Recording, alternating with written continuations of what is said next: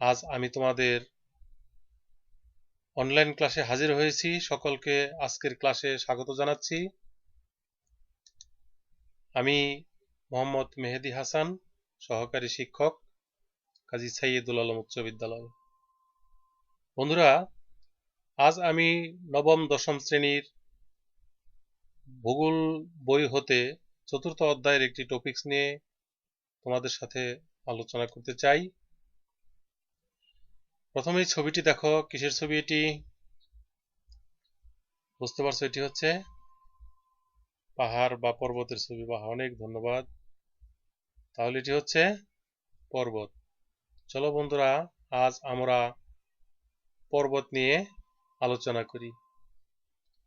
আর এই পাঠ শেষে আমরা পর্বত কি তা বলতে পারবো, পর্বতের শ্রেণীবিভাগ লিখতে পারবো, বিভিন্ন প্রকার পর্বতের উদাহরণ সহ বর্ণনা করতে পারবো। এটি হচ্ছে শিলাস্তূপ এবং নিচে দেখতে পাচ্ছ এটি ভূপৃষ্ঠ। তাহলে এটি কি? এটি হচ্ছে পর্বত। এবার আমরা পর্বতের সংজ্ঞা জেনে নেই। ভূপৃষ্ঠের বিস্তৃত এলাকা জুড়ে সুউচ্চ শিলাস্তূপকে পর্বত বলে। আর এই পর্বত হচ্ছে 600 মিটার কিংবা তারও উঁচু। এটি হচ্ছে ঊর্ধ্বভাজ, এটি হচ্ছে অর্ধভাজ। মূলত এটি ভঙ্গিল পর্বত। বিস্তৃত এলাকা জুড়ে ঊর্ধ্ব ও অর্ধভাজ সম্বলিত ভূমিরূপ মিলেই ভঙ্গিল পর্বত গঠিত হবে। দেখো, এটি হচ্ছে নেপালের হিমালয় পর্বত। এটি দেখতে পাচ্ছ ইতালির আল্পস পর্বত। আরেকটি তোমরা দেখতে পাচ্ছ ওয়াশিংটনের রকি পর্বত। এবং সর্বশেষ এখানে দেখতে পাচ্ছ তোমরা ইউরাল পর্বত রাশিয়ার। এগুলি সবগুলি হচ্ছে ভঙ্গিল পর্বতের উদাহরণ। দেখো, এটি হচ্ছে লাভা এবং লাভা সাধারণত আগ্নেয়গিরি থেকেই উদ্গিরিত হয়ে থাকে।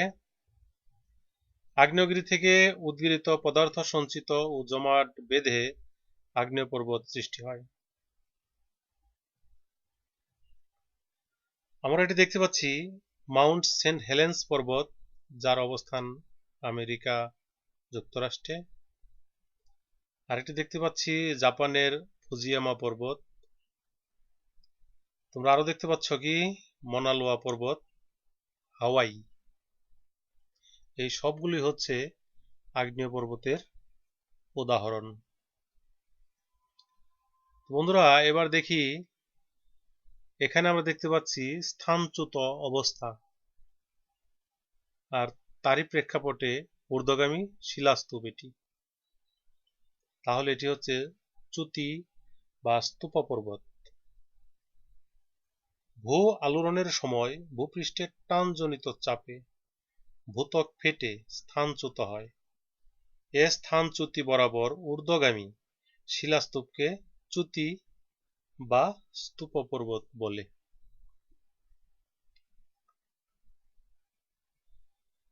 এটি ব্লাঙ্ক ফরেস্ট পর্বত, যার অবস্থান জার্মানিতে। পরেরটি দেখতে পাচ্ছ লবণ পর্বত, পাকিস্তানের। এই পর্বতগুলো হচ্ছে চ্যুতি বা স্তূপা পর্বতের উদাহরণ। এটি একটি গম্বুজ আকৃতি বিশিষ্ট পর্বত দেখতে পাচ্ছ। আর এটি হচ্ছে ভূত্বক। আসলে মূলত এটি হচ্ছে ল্যাকুলিত পর্বত। ভূত্বকের অভ্যন্তর থেকে গলিত শিলা বা ম্যাগমা বিভিন্ন গ্যাসের দ্বারা স্থানান্তরিত হয়ে জমাটবদ্ধ হয় এবং ঊর্ধ্বমুখী চাপের দ্বারা শিলাস্তর স্ফীত হয়ে ভূত্বকের অংশবিশেষ গম্বুজ আকার ধারণ করে। এভাবে সৃষ্ট পর্বতকে ল্যাকুলিত পর্বত বলে।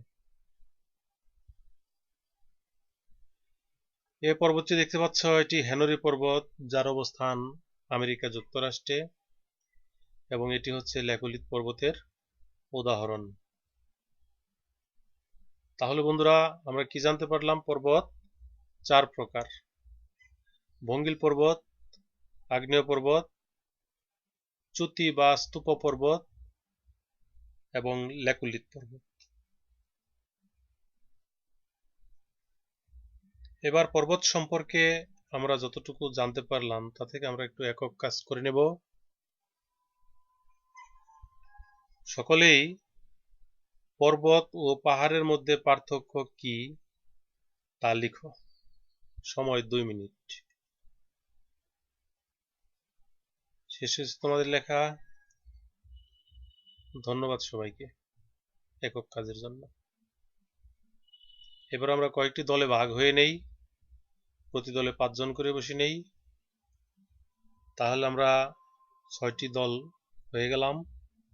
1 নম্বর দল লিখো ভঙ্গিল পর্বত কি।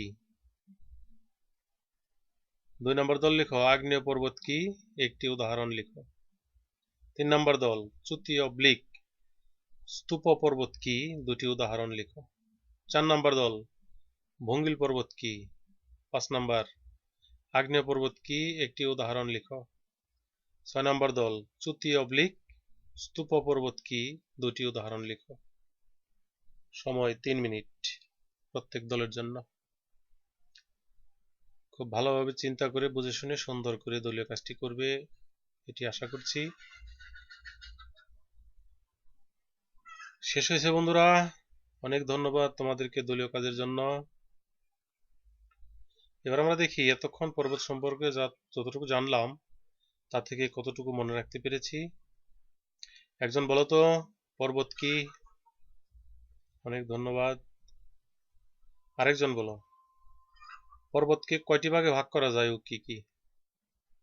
ধন্যবাদ তোমাকে। আরেকজন বলো ভঙ্গিল পর্বতের দুটি উদাহরণ দাও। ধন্যবাদ সকলকে খুব সুন্দর উত্তর প্রদান করার জন্য। এতক্ষণ আমরা এই পর্বত সম্পর্কে যতটুকু জানলাম তার উপর নির্ভর করে আগামী দিনের জন্য একটি বাড়ির কাজ রাখতে চাই। তোমরা সকলে খাতায় লিখো ভঙ্গিল পর্বত ও আগ্নেয় পর্বতের মধ্যে পার্থক্যগুলো নিরূপণ করো। এই বাড়ির কাজটি খুব সুন্দরভাবে মনোযোগ সহকারে বাড়িতে সম্পন্ন করবে সেই প্রত্যাশা রইল।